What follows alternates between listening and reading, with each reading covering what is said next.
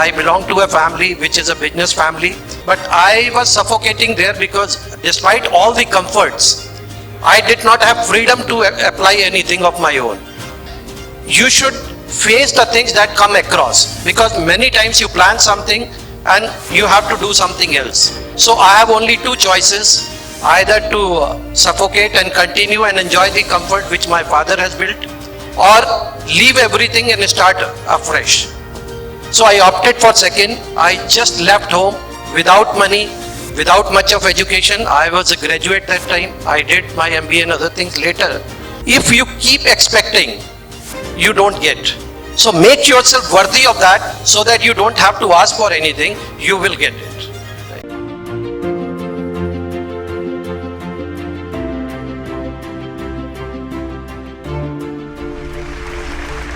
See, one of the speakers said that you must plan everything if you have to succeed in your life. But my experience is that even if you plan, that plan may not come your way, right? You should not plan. I am not saying that you should not plan. You should face the things that come across, because many times you plan something and you have to do something else. Like where I am today, it was not my profession. I was never planning to come into this profession. I belong to a family which is a business family, and they are into multiple businesses like sweets and other thing. And we have a big family. We are 6 brothers. I am number 5, right? So huge family, joint family with all values and other thing, where you can't speak in front of elders. You have to respect them. So I was number 5, but I was suffocating there because despite all the comforts, I did not have freedom to apply anything of my own. So even if I think something good, I will not be listened to, because ultimately it is the elders who will decide. So I have only two choices, either to suffocate and continue and enjoy the comfort which my father has built, or leave everything and start afresh. So I opted for second. I just left home without money, without much of education. I was a graduate that time. I did my MBA and other things later. And I was simple graduate from a place in UP, from a government school, no English speaking. Just left because I asked some friends that if you have any job, please let me know. And somebody told me that we have a vacancy in company called Glaxo, you must have heard of, as a medical rep. And I became medical rep despite my family opposing it. Everybody was against it. Why you are shaming the family by joining this?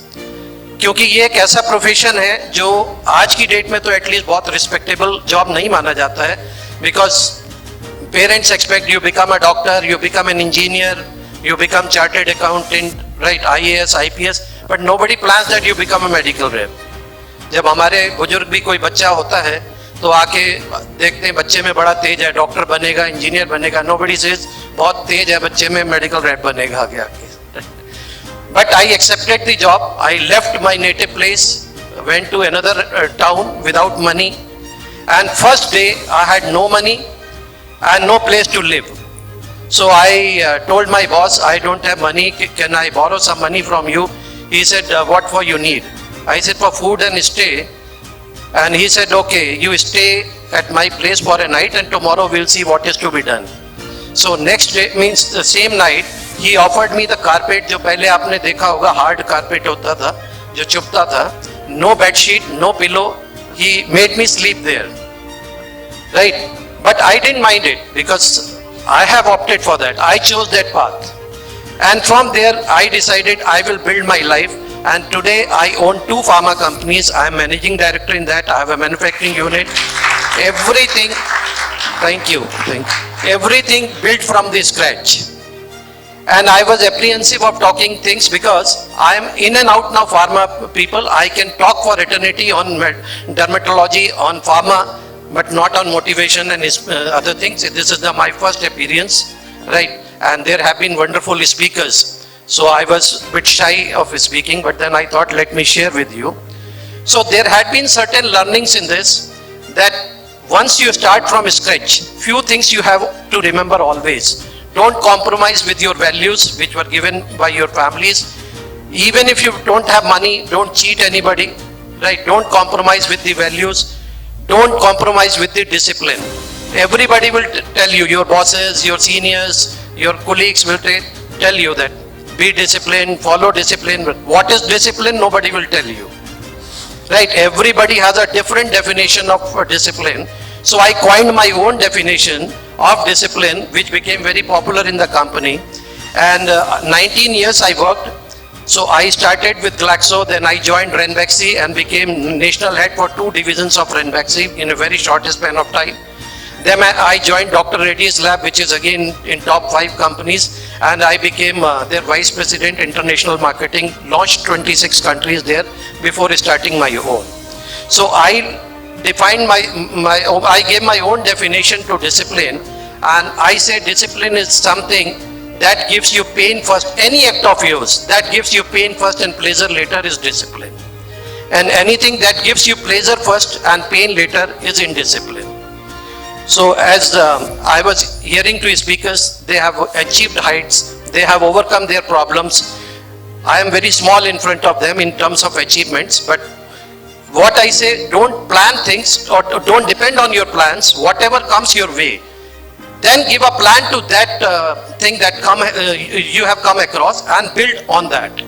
That was not my forte. I was a maths student, right? I was good in studies, but from maths to biology, and today I speak almost all forums in dermatology, right? So that is the achievement you can have, provided you are dedicated, you are disciplined, you are well.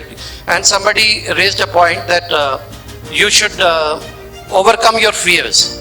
And the best way to overcome fear is be extremist in a positive way. Be extremist. Always think of consequences at the extreme. What will happen worst if you fail? So you will never see a failure. Somebody was asking how many have you failed? So many people raised hands. Because their definition of failure is either this or that. Either I do this or I am a failure. But if you think of consequences in extreme, like for an example, you go to a battle, think of what worst can happen. I will be killed. So if you come back alive, you will be happy. It will not, even if you are defeated, you are alive because you thought that I will be killed. So always think of consequences at extreme, and then you will always be happy. You will not lose anything. I'll give you a very small example. I bought a first big car for the first time, and after a month, I came back at around 3 at midnight and parked outside my gate and went for sleep. My wife goes for morning walk at around 5:30. She came back at 5:30 and just asked me कि रात को गाड़ी कहाँ खड़ा किया तुम? मैंने कहा गेट पे ही होगा. कह रहे it is not there. And in sleep I said what worst? चोरी हुआ होगा ना, अभी सोने तो 3 बजे सोए हैं, 7 बजे उठेंगे फिर देखेंगे. And morning she said, you know what you said? I said, I know. So I was preparing myself that okay, what worst can happen? और वो चोरी हुआ था. So I didn't get that shock actually because I was prepared for that. So always think of your failures at extremes, and then you will, whatever you achieve, you will be motivated, you will be satisfied that it is not that worst as I was thinking of. Right? And then next, what I learned during my journey is don't expect much from the profession, from the colleagues, from the others, because expectations lead most of the time to disappointments. Right? If you don't have expectation, you don't have disappointments. I give you a small story if you permit me. There was a small kingdom and there was a king. So this king used to operate from his air-conditioned cabin, never went to the field to know what the people are doing, how they are living, whether they are happy or not. He will go by the feedback. Whatever his managers will give the feedback, he will be very happy with that. So he had a prime minister under him, and he used to ask, how is the country doing? How is my kingdom doing? And prime minister will always tell him, sir, people are very happy. There are no beggars in the town, right? And even if you give some money or anything to any beggar, they will not accept it. So people are very happy. So king was under the impression that my kingdom is the happiest place to live. But then he aged and his son took over, who was prince, now he became a king. He was observing everything and he realized that this prime minister must be fooling my father. Let me go to the field and check. So he told the Prime Minister, see, I will go to myself, I myself will go to the field and see. So if I find even a single beggar, because you had been telling my father that there are no beggars, people are very happy, they don't accept donations, they don't take subsidies and other thing. So if I find even one beggar, I will kill you. Otherwise, I will reward you suitably if you have done a good job. So he was scared. Now what will happen? So he went to the street and he found a beggar. He told him, see, अभी कल हमारे king आपके पास आएंगे और आपको कुछ offer करेंगे, आपको कुछ नहीं करना है, एक साधु के वेश में नदी किनारे बैठना है, राम नाम जपना है आपको, और अगर कुछ भी मिले लेना नहीं है, मैं आपको 20,000 शिलिंग्स दूंगा. इन केस आपने एक्सेप्ट किया तो आपका गर्दन गया. He accepted because for a beggar 20,000 shillings were a very big amount. So he accepted that. Next day, king, prime minister and the team went to the site and he said, sir, he is a monk. Even if you give anything, he will not accept. And he visited there. So monk was praying Ram, Ram, Ram, Ram, Ram, Ram, Ram.